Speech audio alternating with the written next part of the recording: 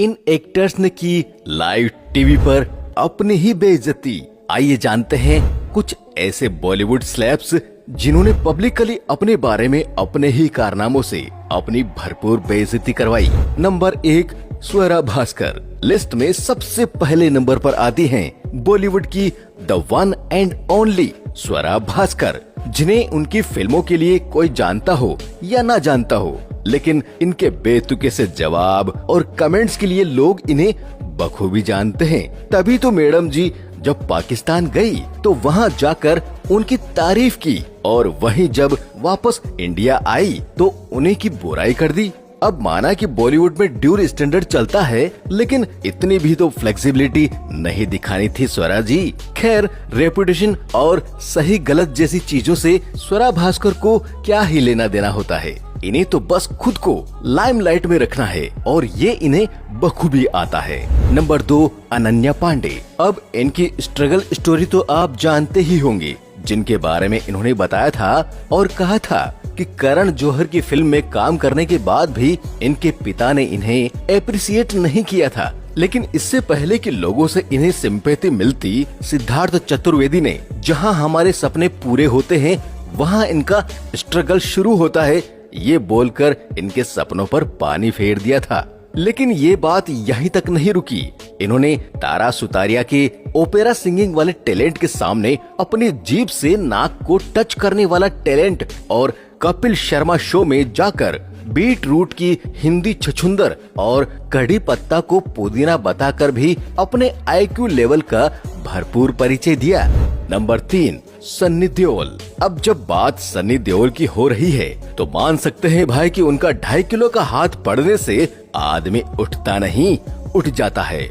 लेकिन यार ये तो डायलॉग था, रियल लाइफ में इतना झूठ थोड़े ही बोलना होता है।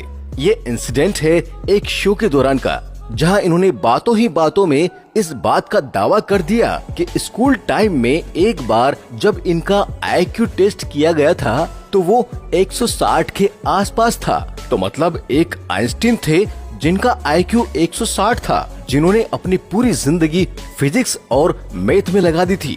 तो फिर लगता है सनी भैया ने प्रोफेशन गलत चुन लिया, नहीं तो 2-4 इन्वेंशन तो कर ही देते।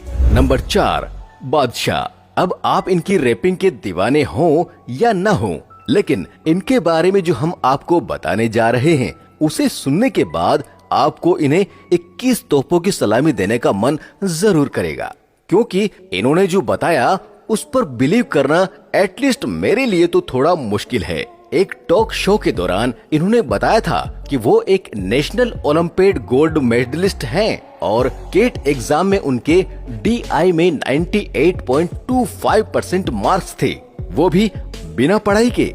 अब इनको कौन बताए मैथ्स में नेशनल ओलंपियाड गोल्ड मेडलिस्ट बनना और रैप लिखना दोनों 2 अलग अलग चीजें हैं। बट ठीक है, चलो ये भी सही। नंबर 5, जैकी श्रॉफ।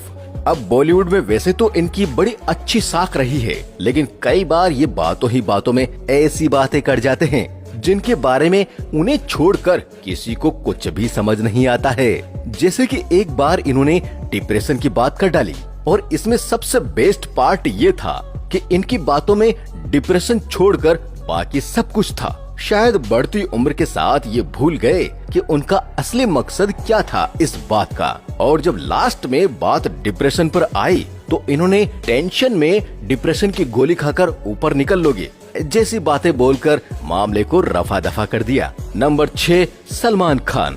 अब माना भाई कि आप दबंग खान हैं, लेकिन इसका मतलब ये तो बिल्कुल नहीं है कि आप जो कुछ भी बोलोगे वो सही ही होगा।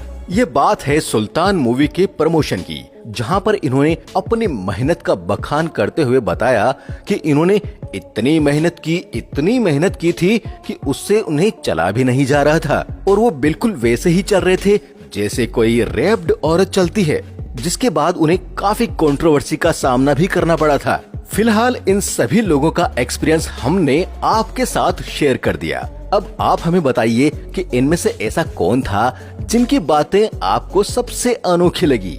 कमेंट सेक्शन में हम आपके मजेदार जवाब का इंतजार करेंगे।